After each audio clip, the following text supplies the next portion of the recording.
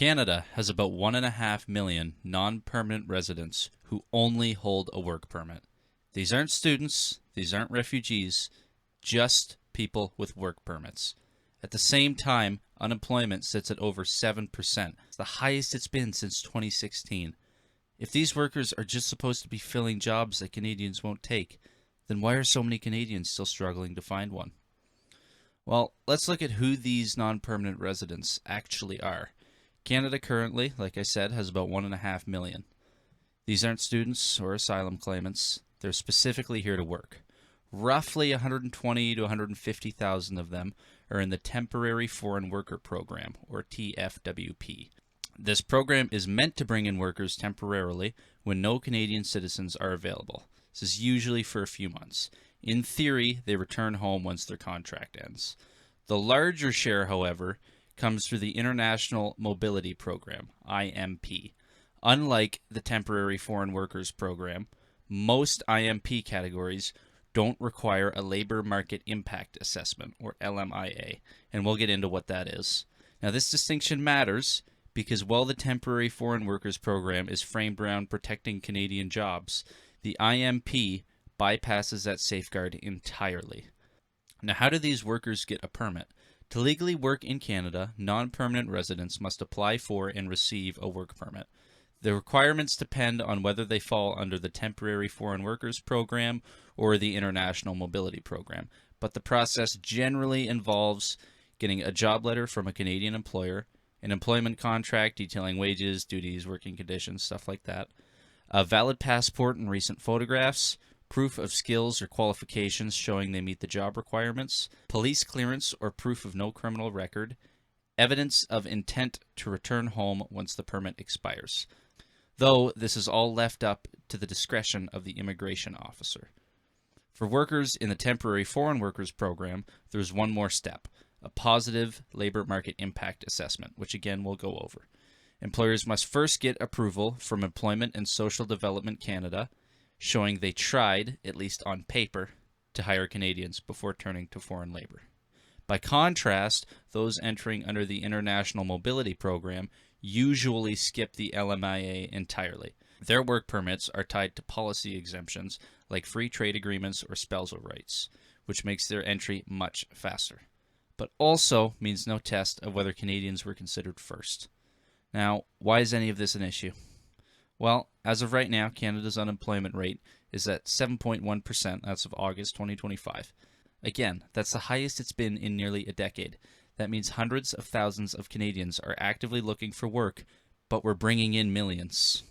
The Temporary Foreign Workers Program was designed to be used only when no Canadian workers are available or willing to fill a role. Yet despite a large pool of unemployed Canadians, we're still bringing in over 100,000 temporary foreign workers every year who face absolutely no LMA requirement at all. At first glance, you might assume this foreign labor is concentrated in jobs that Canadians simply don't want, like tough agricultural work, late-night restaurant shifts, or seasonal jobs far from cities. But the data shows that non-permanent residents are heavily represented in sectors like accommodation, food services, and retail. These are industries filled with entry-level roles that traditionally employ young Canadians. So the real question becomes, if Canadians are out of work and the jobs exist, why aren't they lining up to get them? One possibility, the wages and working conditions aren't attractive enough for Canadians to take the jobs. Or another possibility is Canadians are applying, but employers prefer temporary foreign workers who are often more dependent on the employer, less likely to quit, and less likely to be able to push back.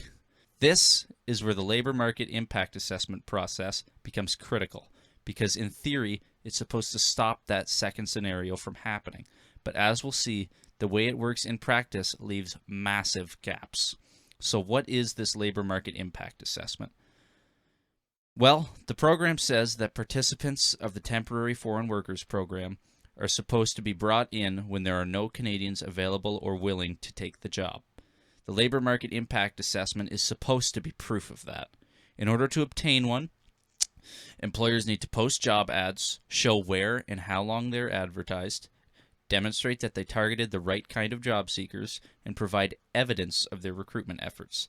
Sounds pretty strict, right?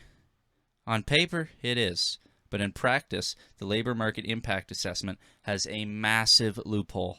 Nothing actually forces an employer to hire a Canadian who applies. As long as they post the ad, check the paperwork boxes, they can still reject qualified Canadians and bring in a temporary foreign worker. Now, this isn't just my suspicion. The Auditor General has warned that compliance checks are weak, and investigations have uncovered fake job ads and even outright job offer scams tied to the LMIA process. Even politicians on both sides, like Pierre Poilievre and former Liberal Immigration Minister Mark Miller, have admitted the program is broken and open to abuse. The Auditor General found that only about 2% of LMIA applications ever even get reviewed by a supervisor. That means tens of thousands of applications are stamped through every year without any meaningful oversight. The rules look tough, but the enforcement is paper thin. So the issue isn't whether there's a process for making sure Canadians don't want the job. It's whether it's enforced in a way that actually protects Canadian workers. If we really want to make sure that temporary foreign workers are only used when there's a genuine shortage, then the LMIA needs to be much tougher, requiring employers to keep recruitment logs, document every applicant, provide actual rejection reasons for those applicants, and face random inspections with real penalties for abuse. Posting a crappy ad and filling a form shouldn't be enough to justify importing labor and putting Canadians out of work, and right now that's all too often the case. Now, why would employers actually want to hire these temporary foreign workers over Canadian citizens? You'd think you want to keep work at home, right? Well, this could be for a few reasons, but I think it's safe to say the main one is wages. A paper published by the Bank of Canada shows that in 2023 to 2024, non-permanent residents made on average 22.6% less than Canadian-born workers. Now, non-permanent residents are obviously willing to work for less, but wages are only a part of the story. Employers also know that many non-permanent residents have less bargaining power. If your work permit is tied to a single employer, you can't easily leave for a better job. That creates a huge power imbalance where workers may put up with long hours, unsafe conditions, or even underpayment just to keep their status. Some, especially in agriculture, are even housed by their employers, making them even more vulnerable and dependent on them. This combination of cheaper wages, weaker bargaining power, and limited protections makes non-permanent residents particularly attractive to employers. And unfortunately, it also makes them vulnerable to exploitation through things like fake job ads, illegal recruitment fees, or conditions that Canadians simply wouldn't tolerate. So what's being done about this? In recent years, Ottawa has introduced reforms to the Temporary Foreign Workers Program. Now, the labor market impact assessment approvals now last 6 months instead of 12 like they previously did. Employers hiring low-wage temporary foreign workers face tighter caps on workforce share. In regions with unemployment above 6%, most low-wage LMIA applications don't even get processed. Tougher penalties have also been introduced. There's been more than $2 million in fines, and multi-year bans were issued last year. On paper, these are serious changes, but critics say enforcement is still the weak link. Inspections remain inconsistent, and entire sectors like agriculture are largely exempt from stricter rules, which means the same core problem remains. Employers can still lean on temporary foreign workers rather than improving wages and working conditions for Canadians.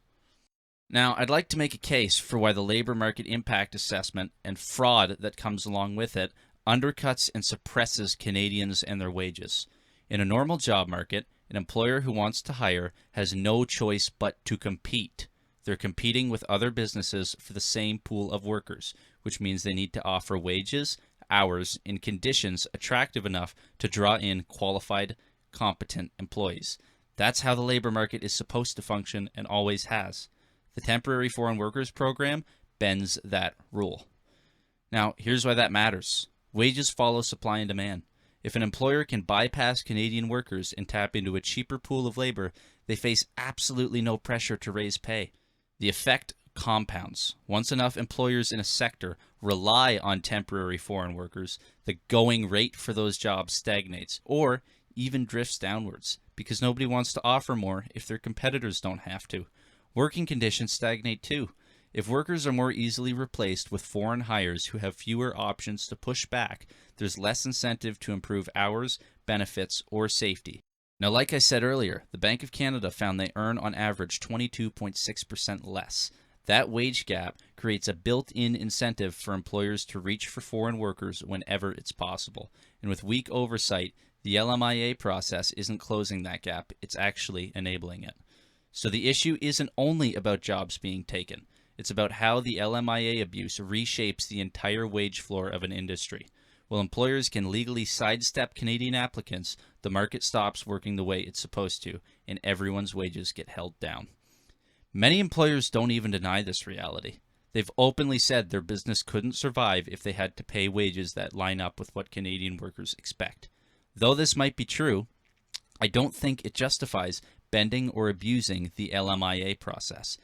If a business model only works by holding wages down and relying on a vulnerable workforce, then it isn't really a sustainable or, in my opinion, morally acceptable business model at all.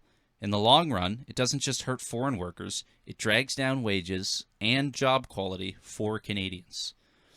Now, my overall take, Canada is a country founded on immigration, and a country that can continue to benefit from it.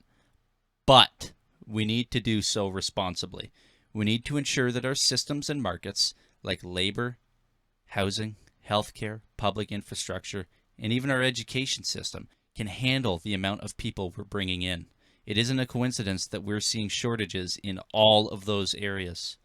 We also need labor market impact assessment reform and much more vigorous enforcement of that once it has been reformed. Currently, the LMIA only applies to the Temporary Foreign Workers Program, which is only about 10% of the total current 1.5 million non-permanent residents who are here strictly on work permits. I think that applying the labor market impact assessment in more of the non-permanent residents groups would be beneficial, like those under the International Mobility Program, with the exception of those covered under free trade agreements like CUSMA and a couple other groups.